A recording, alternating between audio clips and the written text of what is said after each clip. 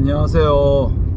파리올림픽을 즐겁게 보고 있고 연일 좋은 금메달 획득한 낭보를 듣게 되어서 너무나 행복하고 기쁩니다. 체육인의 한 사람으로서 기쁘기도 하고, 또 한 어떤 선수가 자신의 꿈을 이루기 위한 역경을 이겨내는 과정을 보면서도 또 새로운 감동을 받게 되는데, 여러가지 최저학력제에 따른 말씀을 드려볼까 합니다. 이제 곧 2학기부터 학력 수준이 이제 공부가 어떤 일정 수준에 도달하지 못하면 대회에 엘리트 선수들은 못 나가는 그런 최저학력제가 있습니다. 오래전부터 도입을 하려고 교육부에서 했으나 이제 시대적 흐름에 따라서 시작하게 되는데, 운동부 선수들, 학생 선수들의 학부모와 학생들의 민원이, 불만이 많습니다. 왜냐하면 이제 이렇게 쉽게 생각하면 됩니다. 물론 이제 운동하는 선수들도 공부를 해야 된다라는 것에는 저도 동의합니다. 그런데 반대로 생각하면, 예를 들어서 공부를 정말 잘하는 아이들에게도 그 아이들이 이제 운동을 안 하는 친구들에게 운동을 당연히 해야 된다, 운동을 해야지만 이제 대학에 들어갈 수 있다, 그런 제도가 있으면 좋겠어요. 공부를 못한다고 해서 대회에 못 나가도록 규정하는 것은 학습권을 보장하는 것과 달리 운동권을 보장하지 않는 또 다른 이제 차별을 이야기할 수 있는 거거든요.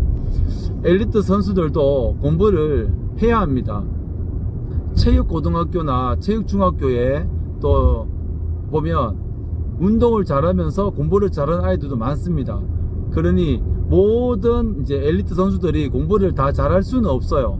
공부를 잘하는 선수들도 있고 못하는 선수들도 있듯이, 공부를 못한다고 해서 최저학력제는 국영수 사과 중학교의 경우에 평균의 40%, 이런 평균 60점이면 한 24점을 맞아야지만 최저학력에 이수가 되는데, 점수가 높고 낮은 것이 중요한 것이 아니라 누구나 공평했으면 좋겠다는 겁니다.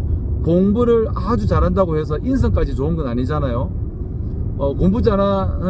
공부를 잘하는 아이들은 뭐든지 괜찮다라고 생각하고, 운동하는 선수들은 인성도 좋아야 되고 공부도 잘해야 된다, 이런 어떤 패러다임, 어떤 편견도 사실은 무시 못하는 것 같습니다. 그러한 영향이 있는 것 같습니다.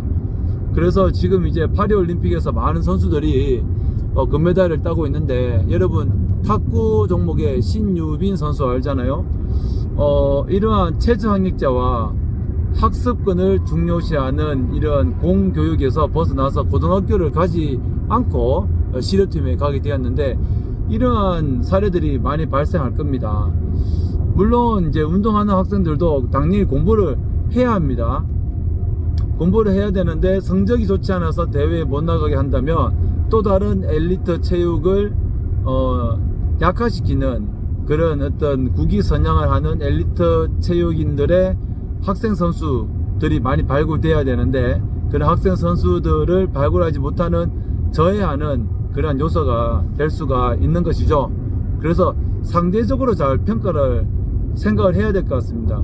운동을 하고 싶은, 전문적으로 운동하고 싶은 아이들은 운동을 기본적으로 이제 잘 할 수 있도록 하고, 또 공부를 하는 아이들, 정말 운동을 하지 않는 아이들도 많습니다. 그런 학생들은 또 운동을 필수적으로 또 할 수 있도록 그런 상대적으로 누군가는 어떤 피해를 보지 않는 그런 제도가 중요하지 않을까라는 생각이 듭니다.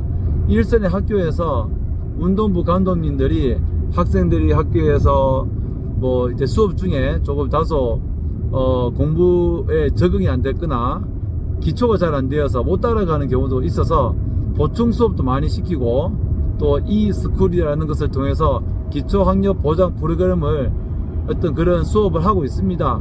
그러니 성적 때문에 대회에 못 나가는 최저학력제, 이 부분에 대해서 다시 한번 더 신중하게 우리 교육부에서도 한번 고민할 필요가 있고요.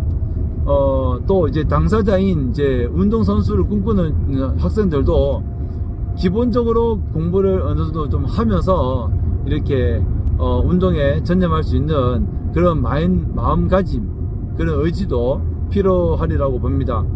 부디 이제 운동 선수들, 학생 선수들이 더 많이 발굴되어서 참 걱정이긴 합니다. 학령 인구가 감소하면서 이제 운동, 학생 선수들도 급감하고 있는데 좀 더 이제 공부를 하면서도